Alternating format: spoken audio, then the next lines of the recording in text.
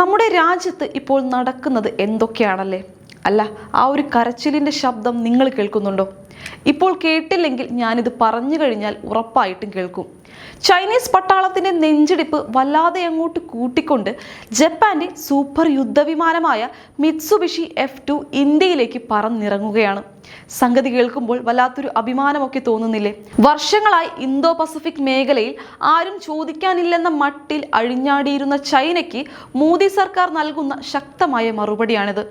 ജപ്പാന്റെ സൈനിക ഉയർത്തെഴുന്നേൽപ്പിനുള്ള ചട്ടുകമാകരുതെന്നൊക്കെ പറഞ്ഞ് ചൈന കിടന്ന് മുറവിളി കൂട്ടുന്നതും ബെയ്ജിങ്ങിൽ അപായമണി മുഴങ്ങുന്നതും കാണുമ്പോൾ ഭാരതം ഉയർത്തുന്ന ആ ഒരു പ്രതിരോധ കരുത്ത് എത്രത്തോളം ഉണ്ടെന്ന് വ്യക്തമാകുന്നുണ്ട്. മുൻകാലങ്ങളിൽ നമ്മൾ എപ്പോഴും അന്താരാഷ്ട്ര തലത്തിൽ പ്രതിരോധത്തിലായിരുന്നെങ്കിൽ ഇന്ന് ശത്രുക്കളുടെ ഉറക്കം കെടുത്തുന്ന തന്ത്രപരമായ നീക്കങ്ങളാണ് ഇവിടെ നടപ്പിലാക്കുന്നത്. ഇതിന്റെ ഏറ്റവും വലിയ ഉദാഹരണമാണ് ജപ്പാനുമായുള്ള ഈ തന്ത്രപരമായ പ്രതിരോധ പങ്കാളിത്തം. ലോകരാജ്യങ്ങളുടെ മുന്നിൽ ഇന്ത്യയുടെ നയതന്ത്ര വിജയം എത്ര കണ്ട് ശക്തമാണെന്ന് വിളിച്ചോതുന്ന സംഭവമാണിത്.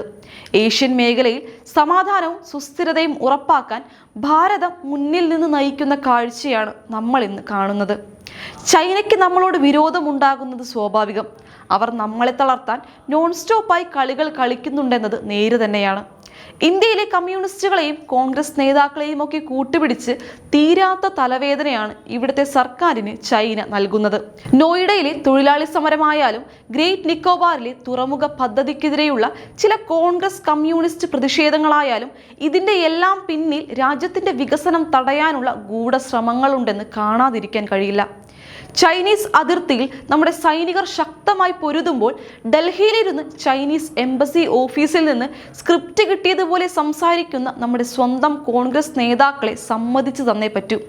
പശ്ചിമ ബംഗാൾ തിരഞ്ഞെടുപ്പ് പ്രചാരണവും മറ്റും മാറ്റിവെച്ച് രാജ്യത്തിന്റെ സുരക്ഷയ്ക്ക് മുതൽക്കൂട്ടാകുന്ന ഗ്രേറ്റ് നിക്കോബാർ പദ്ധതിയെ അട്ടിമറിക്കാൻ രാഹുൽ ഗാന്ധി നടത്തുന്ന ഈ ദേശസ്നേഹ നാടകങ്ങളൊക്കെ കണ്ടാൽ ആരും ഒന്ന് തൊഴുതുപോകും. ചൈന നേരിട്ട് ചെയ്യാൻ മടിക്കുന്ന പണികളൊക്കെ നമ്മുടെ സ്വന്തം ഗ്രാൻഡ് ഓൾഡ് പാർട്ടി എത്ര ഭംഗിയായാണ് ഏറ്റെടുത്ത് നടപ്പിലാക്കുന്നത്. രാജ്യ താല്പര്യത്തിന് എതിരായി എന്ത് കോപ്രായങ്ങൾ കാണിച്ചാലും അതിനെ ന്യായീകരിക്കാൻ ഇവരെ കഴിഞ്ഞേ ആളുള്ളൂ.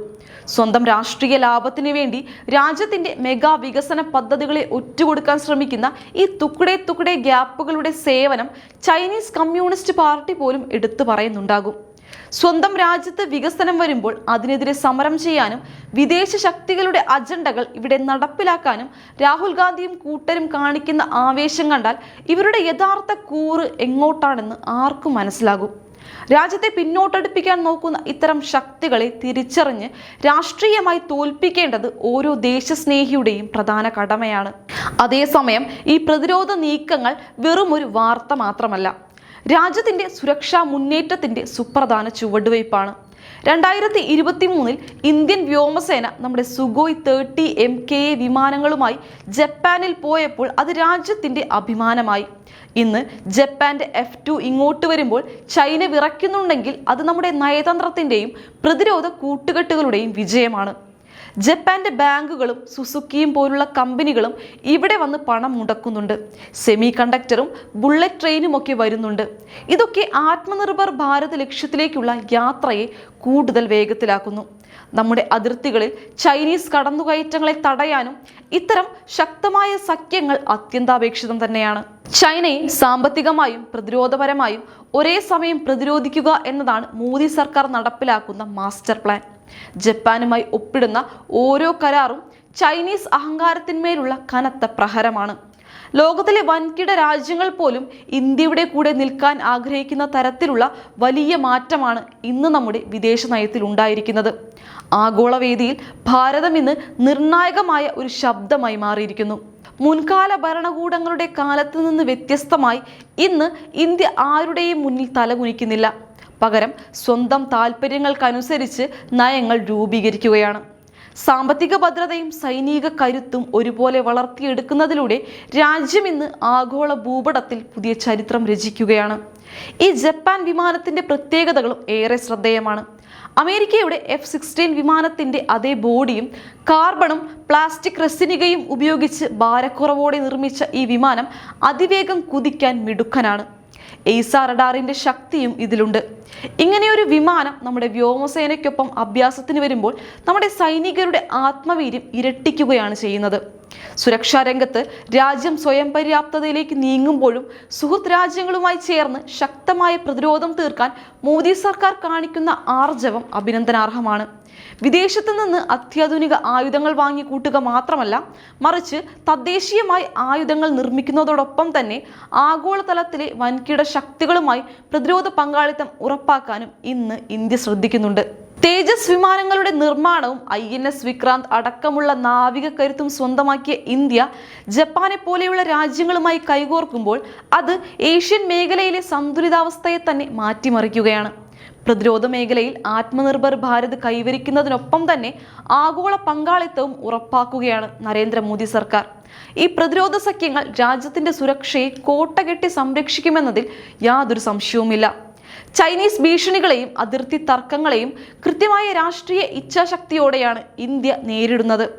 സെപ്റ്റംബറിൽ നടക്കുന്ന ബ്രിക്സ് ഉച്ചകോടിയിൽ പങ്കെടുക്കാൻ ചൈനീസ് ഭരണാധികാരികൾ ഉൾപ്പെടെയുള്ളവർ ഇന്ത്യയുടെ നിലപാടുകൾക്ക് മുന്നിൽ വഴങ്ങുന്ന കാഴ്ചയാണ് നമ്മൾ കാണുന്നത്. ചൈനയ്ക്ക് ഇന്ന് ഇന്ത്യയുടെ കരുത്ത് നന്നായി അറിയാം. ഡൽഹിയിലെ ചില കളിപ്പാവകൾ എത്രയൊക്കെ ഇനി എതിർത്താലും രാജ്യം മുന്നോട്ട് തന്നെയാണെന്ന് അവർക്ക് ബോധ്യമായിട്ടുണ്ട്. മുൻകാലങ്ങളെ അപേക്ഷിച്ച് ഇന്ന് ഇന്ത്യയുടെ വിദേശ നയം ഒരു കോണിലും ഒതുങ്ങി നിൽക്കുന്നതല്ല, മറിച്ച് അന്താരാഷ്ട്ര വേദിയിൽ തല ഉയർത്തി നിൽക്കുന്ന ഒന്നാണ്. അതിർത്തിയിൽ കണ്ണുവയ്ക്കുന്ന ഏതൊരു ശത്രുവിനും ചുട്ട മറുപടി നൽകാൻ ഇന്ത്യൻ സേന ഇന്ന് പൂർണ്ണമായും സജ്ജമാണ്. അതിന് ഏറ്റവും മികച്ച തെളിവാണ് ജപ്പാന്റെ ഈ യുദ്ധവിമാനങ്ങളുടെ കടന്നുവരവ്. ചൈനയുടെ ഏകാധിപത്യ മോഹങ്ങളെ പടിഞ്ഞാറൻ സഖ്യകക്ഷികളോടൊപ്പം ചേർന്ന് പൊളിച്ചെടുക്കാൻ ഇന്ത്യ ഇന്ന് മുന്നിൽ തന്നെയുണ്ട്. രാജ്യത്തിന്റെ പരമാധികാരത്തിന് മേൽ ഒരു പോറൽ പോലും ഏൽപ്പിക്കാൻ ആരെയും അനുവദിക്കില്ലെന്ന പ്രഖ്യാപനമാണ് ഈ നയങ്ങളിലൂടെ സർക്കാർ നൽകുന്നത്. ഇന്ത്യയുടെ ഈ ശക്തമായ നിലപാടുകൾ ലോകരാജ്യങ്ങൾ പോലും വലിയ ബഹുമാനത്തോടെയാണ് ഉറ്റുനോക്കുന്നത്. അതിനാൽ ഈ വിമാനങ്ങളുടെ വരവും ചൈനയുടെ ഈ അലർച്ചയുമൊക്കെ രാജ്യത്തിന്റെ വളർച്ചയെ അടയാളപ്പെടുത്തുന്ന കൃത്യമായ സൂചകങ്ങളാണ്. വിദേശ ശക്തികളുടെ സമ്മർദ്ദങ്ങൾക്കും വീടുകളിലിരുന്ന് അതിന് കുഴലൂത്ത് നടത്തുന്ന ആഭ്യന്തര കൂട്ടാളികളുടെ തടസ്സവാദങ്ങൾക്കും വഴങ്ങാതെ സ്വന്തം കാലിൽ നിൽക്കാനും രാജ്യത്തിന്റെ ആഭ്യന്തര സുരക്ഷയും സാമ്പത്തിക ഭദ്രതയും ഉറപ്പാക്കാനുമാണ് ഈ സർക്കാർ നിരന്തരം പരിശ്രമിക്കുന്നത്. ലോകവേദിയിൽ ഭാരതം ഇന്നൊരു മഹാശക്തിയായി മാറിക്കൊണ്ടിരിക്കുന്നു. പ്രതിപക്ഷത്തിന്റെ എല്ലാ അനീതികളെയും അതിജീവിച്ച് രാജ്യത്തെ സുരക്ഷിതമായ ഭാവിയിലേക്ക് നയിക്കുന്ന നരേന്ദ്രമോദിയുടെ ശക്തമായ നേതൃത്വം തന്നെയാണ് ഇന്തോ പസഫിക് മേഖലയിലെ സമാധാനത്തിന്റെയും സുരക്ഷയുടെയും ഏറ്റവും വലിയ ഉറപ്പ്. ഭാരതത്തിന്റെ ഈ കുതിച്ചുചാട്ടത്തെ തടയാൻ ഒരു ശക്തിക്കുമാവില്ലെന്ന സത്യമാണ് ഈ ഓരോ സംഭവങ്ങളും വീണ്ടും വീണ്ടും നമ്മെ ഓർമ്മിപ്പിച്ചുകൊണ്ടിരിക്കുന്നത്. രാജ്യം ഇന്ന് സുരക്ഷിതമായ കൈകളിലാണ് എന്നത് ഓരോ ഇന്ത്യക്കാരനും അഭിമാനിക്കാവുന്ന കാര്യമാണ്. വികസനത്തിന്റെയും പ്രതിരോധത്തിന്റെയും പുതിയ പാതകളിലൂടെ രാജ്യം മുന്നോട്ട് കുതിക്കുമ്പോൾ അതിനെ തകർക്കാൻ ശ്രമിക്കുന്ന ഏത് ബാഹ്യ ആഭ്യന്തര ശക്തികൾക്കും കാലം കൃത്യമായ മറുപടി നൽകും. ഭാരതത്തിന്റെ ഈ ജൈത്രയാത്ര ഇനിയും ഒരുപാട് ഉയരങ്ങളിലേക്ക് മുന്നോട്ട് പോവുക തന്നെ ചെയ്യും. അപ്പോൾ ഇന്ത്യയുടെ ഈ കുതിപ്പ് എങ്ങനെയുണ്ട്? അഭിപ്രായം താഴെ കമന്റ് ചെയ്യുക. മറ്റൊരു വീഡിയോയുമായി നമുക്ക് വീണ്ടും കാണാം. നന്ദി.